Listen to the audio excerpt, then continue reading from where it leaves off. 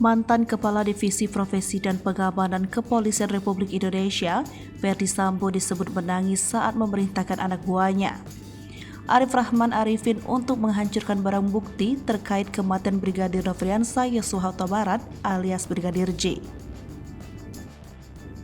Di dalam persidangan, Senin 28 November 2022, Arif menceritakan kala itu Rabu 13 Juli 2022, dia diajak mantan Kepala Biro Pengamanan Internal Divisi Propam Polri Hendra Kurniawan untuk bertemu Ferdy Sambo di ruangan Kadif Propam Polri.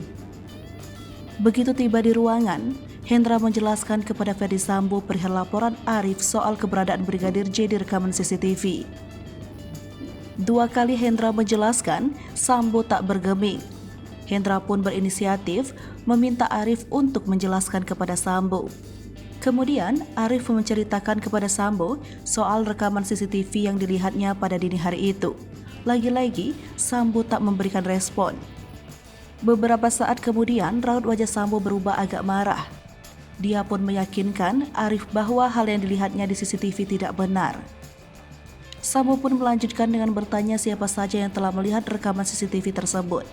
Kemudian Arif menjawab ada 4 orang, yaitu dirinya, Cuk Putranto, Baikuni Wibowo, dan Ridwan Soplanit.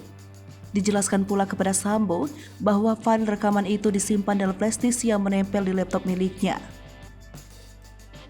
Lantas, Sambo menyahut dengan peringatan.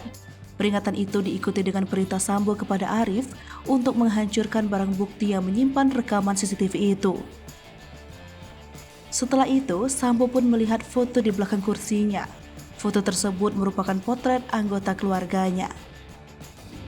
Arif menyebut bahwa saat itu Ferdy Sambo mulai menangis sembari mengeluarkan pernyataan soal istrinya, Putri Chandrawati.